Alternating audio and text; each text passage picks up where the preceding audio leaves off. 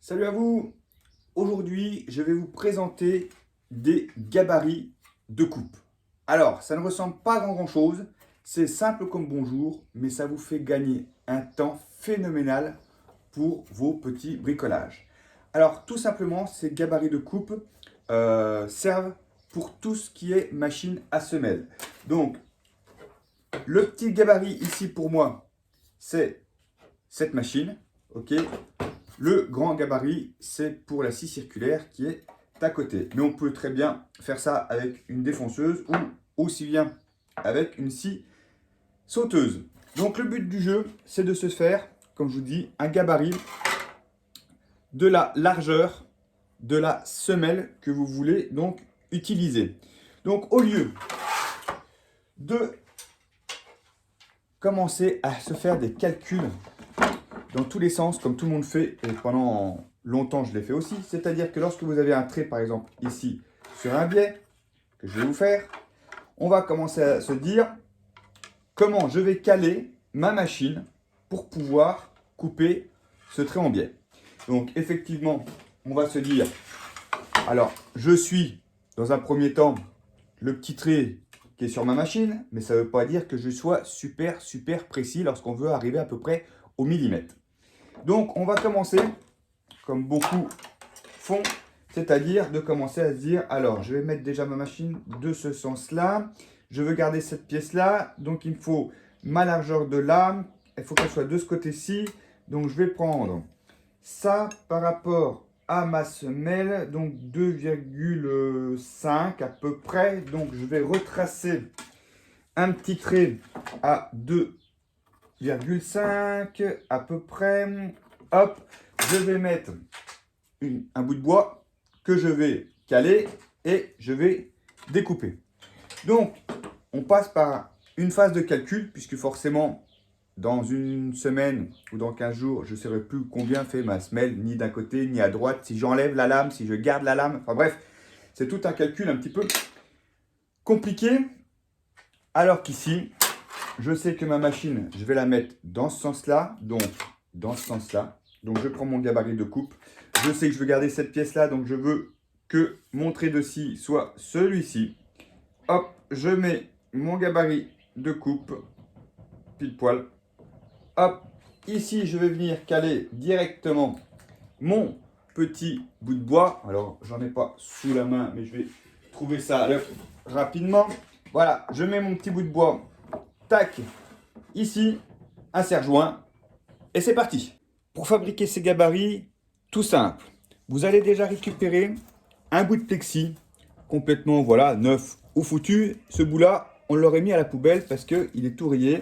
Mais pour faire du gabarit, c'est impeccable. On va ensuite venir caler notre machine. Donc, une règle à gauche. OK, donc on met sa machine contre. Et on va venir mettre une règle à droite.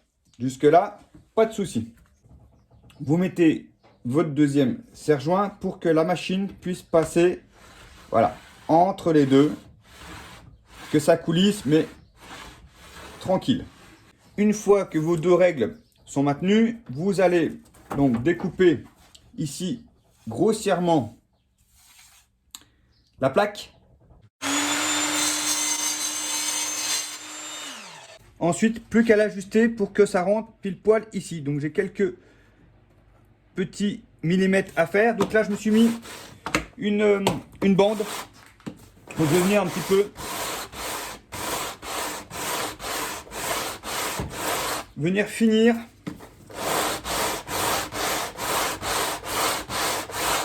pour que ça passe pile poil.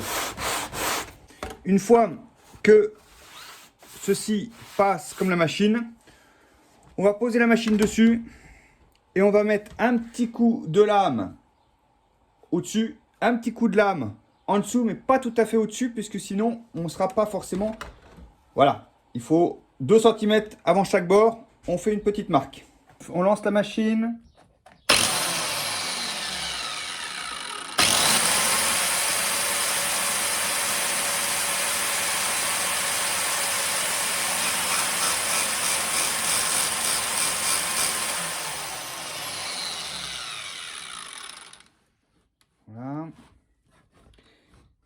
petite marque là, petite marque plus basse.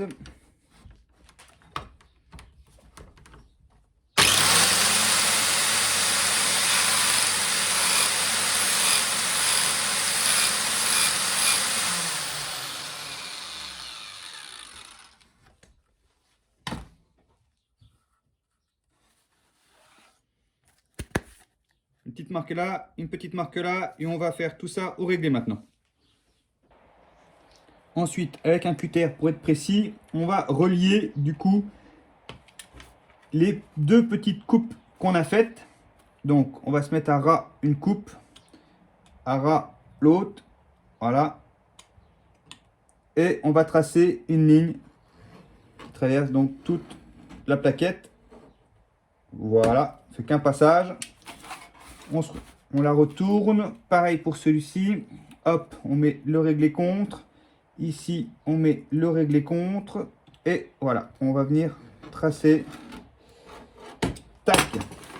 Donc ici, vous avez donc le gabarit de la semelle et là où passe donc la lame. Sur la planche de tout à l'heure avec notre biais, si je veux couper avant de commencer de prendre des mesures, ma semelle, elle va aller donc dans ce sens-là. Si je veux garder ce bout-là, il faut que la lame passe de ce côté-là. Donc je mets ma plaquette sur le petit trait. Je viens avec une règle ici.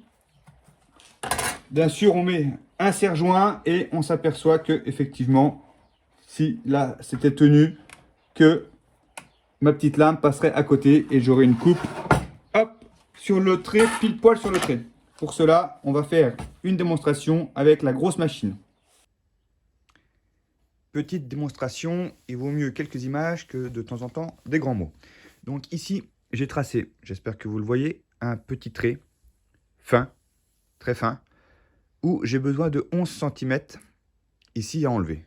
Donc je prends le gabarit donc, que je me suis fait, où j'ai donc tracé mes deux lignes de la lame et je vais tracer cette ligne là, enfin je vais placer cette ligne là au-dessus de mon trait pour pouvoir venir donc caler ma règle sur le côté. Donc on se met ici, voilà, on va venir caler pile poil dessus, hop, pile poil là-bas aussi, et je vais venir mettre ma cale à côté, voilà, hop, ici je bloque et plus besoin de faire de calcul. Je sais que ma scie va passer ici, que la lame va passer ici et que ce morceau-là fera 11. J'enlève ma cale, je fais pareil de l'autre côté et ma règle est faite. Moins de 30 secondes pour régler une scie. Allez, je vérifie. Donc ici, je suis bien au-dessus de mon trait. Et ici, ok, c'est parti. J'enlève ça et je passe à la machine.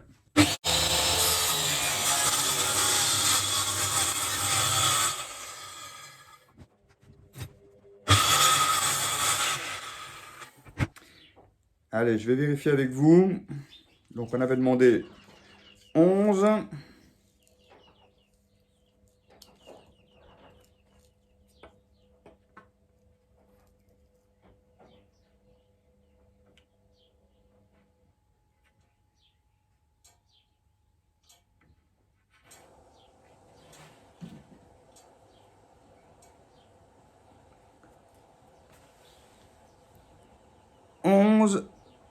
Et 7 dixièmes.